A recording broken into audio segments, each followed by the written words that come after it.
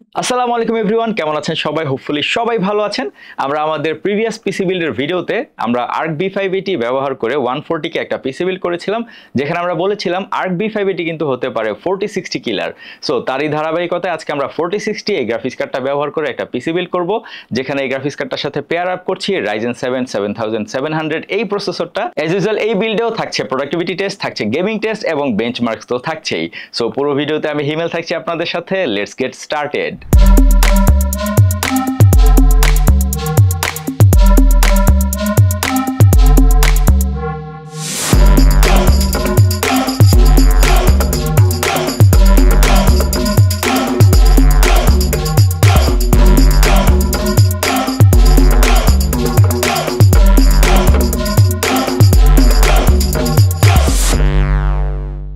শুরু করছি প্রসেসর দিয়ে। প্রসেসর হিসেবে থাকছে AMD Ryzen 7 7700 এই প্রসেসরটা। এটা একটা Zen 4 আর্কিটেকচারের প্রসেসর, যেটা বেস ক্লক 3.8 GHz এবং বুস্ট ক্লক 5.3 GHz। 8 কোর 16 থ্রেডসের এই প্রসেসরটার L2 ক্যাশ 8 MB এবং L3 ক্যাশ থাকছে 32 MB এবং এই সিপিইউটার TTP 65 ওয়াটের মতো। AM5 সকেটের এই প্রসেসরটায় DDR5 মেমরি সাপোর্টের পাশাপাশি থাকছে কিন্তু PCIe 5 সাপোর্ট এবং এটা একটা ফুললি আনলকড প্রসেসর। প্রসেসরের পর এবার আমরা কথা বলি কুলার নিয়ে। এই বিল্ডে আমরা কুলার হিসেবে রেখেছি Asus Prime LC360 ARGB এই কুলারটা। যেহেতু এই বিল্ডটি হেভি ইউসেজ পারপাসে ব্যবহার করা হবে, তাই চান্স রয়েছে কিন্তু ওভারহিট হয়ে যাওয়ার। সেই হিট ডিসিপেশনের জন্য দরকার কিন্তু একটা ভালো মানের লিকুইড কুলার। Asus এর এই লিকুইড কুলারটিতে কিন্তু রয়েছে তিনটা ARGB ফ্যান, যেগুলোর speed 600 to 2200 RPM, air flow 75.7 CFM এবং এয়ার প্রেসার রয়েছে 3.2 mm H2O। এই লিকুইড কুলারটি AMD AM5 সকেট এবং ইন্টেলের 1851 সকেট পর্যন্ত কিন্তু কম্পিটেবল। সো এই লিকুইড কুলারটি নেওয়ার মাধ্যমে আপনি কিন্তু ফিউচারেও সেফ থাকবেন একদম ইজিলি।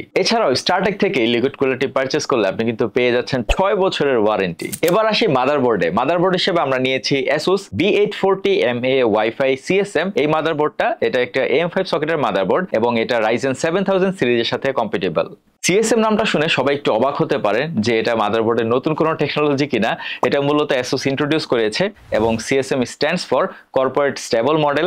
Asus মূলত তাদের কনজিউমারকে রিলায়েবল এবং স্টেবল মাদারবোর্ড প্রোভাইড করার জন্য এই টার্মটা আসলে ইন্ট্রোডিউস করে এবং CSM সিরিজের মাদারবোর্ডগুলোর সাথে Asus কন্ট্রোল সেন্টার এক্সপ্রেস এই সফটওয়্যারটিও প্রোভাইড করে। এই মাদারবোর্ডে 8+2+1 ফেজ পাওয়ার ডিজাইন থাকছে, যেখানে 8টা V-কোর পাওয়ার, 2টা SoC পাওয়ার এবং একটা MISC পাওয়ার থাকছে। এই টার্মগুলো মূলত ভোল্টেজ ফাংশনালিটি বোঝাতে ব্যবহার করা হয়। VRM সহ এই মাদারবোর্ডে হেভি প্লেটেড হিটসিঙ্ক ব্যবহার করা হয়েছে, যেটা বেশ এগ্রেসিভ একটা লুক দেয়। এতে টোটাল 4টা DDR5 RAM স্লট থাকছে, যেগুলোর max overclocking frequency 7600 mega transfer per second এবং আপনি টোটাল 192 GB পর্যন্ত RAM এক্সপ্যান্ড করতে পারবেন। এই মাদারবোর্ডটিতে টোটাল 3টা M.2 স্লট রয়েছে, যার মধ্যে সামনে 2টা Zen 4 স্লট রয়েছে এবং পেছনে একটি Zen 3 স্লট রয়েছে।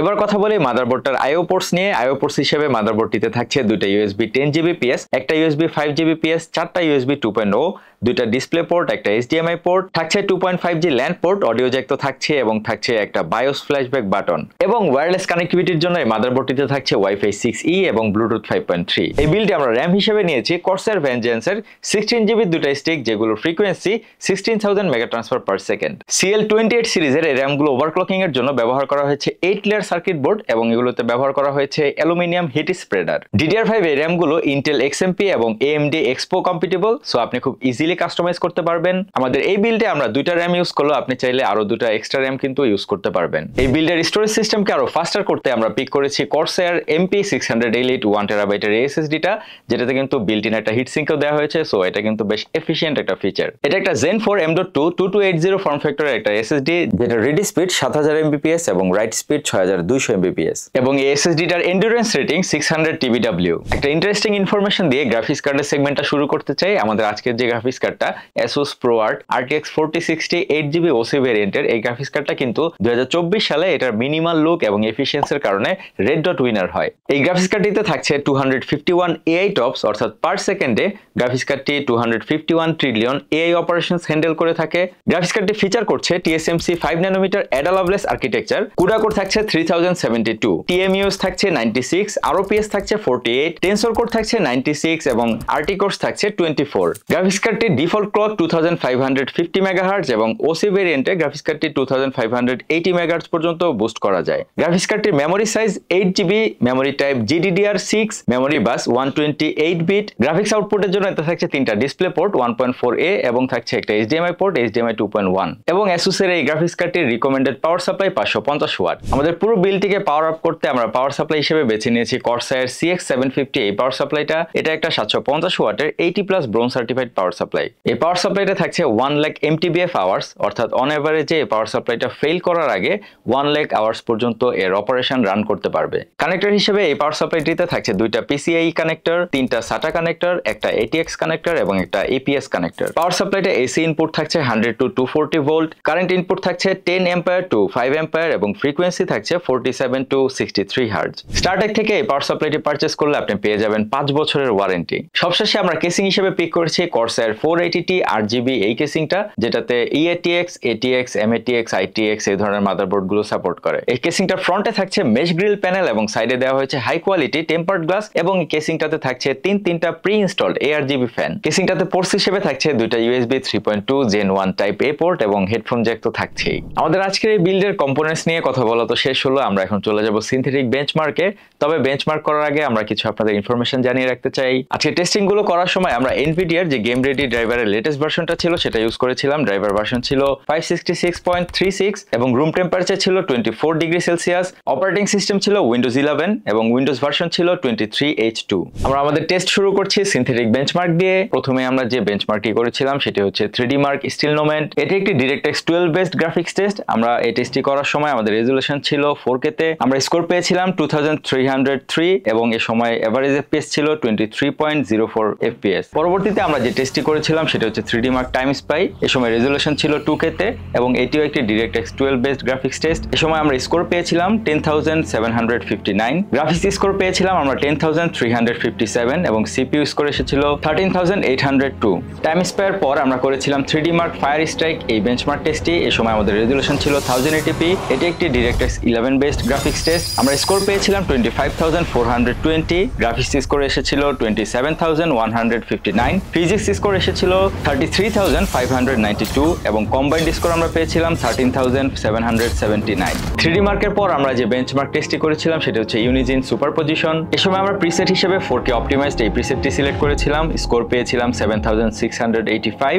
ম্যাক্স FPS ছিল 68, এভারেজ FPS পেয়েছিলাম 57 এবং মিনিমাম FPS ছিল 47। বেঞ্চমার্কের পর এখন আমরা সরাসরি চলে যাব গেম টেস্টে। আমরা বেশ কয়েকটা পপুলার AAA টাইটেলের গেম খেলেছিলাম, তার মধ্যে একটি RDR2। এটা কিন্তু খুবই পপুলার একটা গেম। এ সময় আমরা গেমটির ডিফল্ট বেঞ্চমার্ক রান করেছিলাম। এ সময় রেজুলেশন ছিল 1080p তে, DLSS অফ ছিল, গ্রাফিক্স প্রিসেট ছিল আলট্রাতে।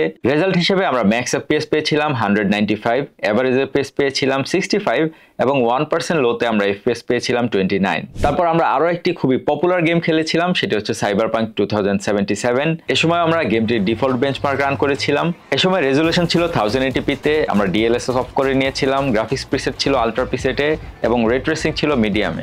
রেজাল্ট হিসেবে আমরা এভারেজ FPS পেয়েছিলাম 42, ম্যাক্স FPS পেয়েছিলাম 52 এবং 1% লোতে আমরা পেয়েছিলাম 34। এরপর আমরা যে গেমটি নিয়ে কথা বলবো সেটি হচ্ছে ব্ল্যাক মেথ উগং। এ সময় আমরা গেমটির ডিফল্ট বেঞ্চমার্ক রান করেছিলাম।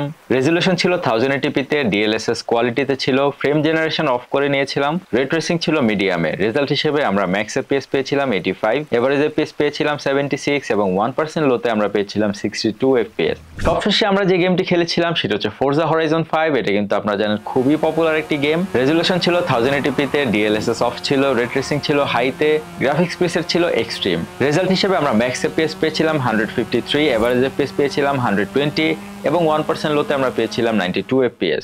বেঞ্চমার্ক টেস্ট তো হলো, গেমিং টেস্টও হলো, সবশেষে আমরা দেখব প্রোডাক্টিভিটি টেস্ট। প্রোডাক্টিভিটি টেস্টের জন্য আমরা প্রথমে করেছিলাম ব্লেন্ডার বেঞ্চমার্ক টেস্ট। এই বেঞ্চমার্কটি করার সময় ব্লেন্ডার ভার্সন ছিল 4.3.0। আমরা ব্লেন্ডারে 3টি মডেল রেন্ডার করেছিলাম। রেজাল্ট হিসেবে আমরা স্কোর পেয়েছিলাম 2984.97। পরবর্তীতে কথা বলি প্রিমিয়ার প্রো নিয়ে। আমরা একটি 10 মিনিটে 4K প্রজেক্ট ফাইল রেন্ডার করেছিলাম। রেন্ডার করার সময় CUDA অ্যাক্সেলারেশন অন ছিল এবং ফাইলটি রেন্ডার হতে সময় লেগেছিল 7 মিনিট 12 সেকেন্ড। সবশেষে আমরা আফটার ইফেক্টসে 30 সেকেন্ডের একটি motion graphics project file render করেছিলাম। এই প্রজেক্ট ফাইলটি রেন্ডার হতে সময় লেগেছিল 43 সেকেন্ড। আমাদের আজকের এই পিসি বিল্ডটি আপনাদের কাছে কেমন লাগলো অবশ্যই জানাবেন এবং পুরো বিল্ডের কিন্তু পারচেজ লিংক দেওয়া থাকলো ডেসক্রিপশন বক্সে। এবং ভিডিওর শুরুতে কিন্তু বলেছিলাম আমরা আমাদের প্রিভিয়াস একটি 140K পিসি বিল্ড করেছিলাম ARC V580 এই গ্রাফিক্স কার্ডটা দিয়ে, এবং আজকের যে পিসি বিল্ডটা করলাম সেটা কিন্তু Asus ProArt 4060। সো এই দুইটা গ্রাফিক্স কার্ডের মধ্যে কে কে হাড্ডাহাড্ডি লড়াই দেখতে চান অবশ্যই আমাদেরকে কমেন্ট করে জানাবেন। এবং সবশেষে আবারও বলতে চাই, যে কোনো প্রযুক্তি পণ্য পারচেস করতে ভিজিট করুন startech.com.bd। আমি হিমেল বিদায় নিচ্ছি এখানেই। আসসালামু আলাইকুম।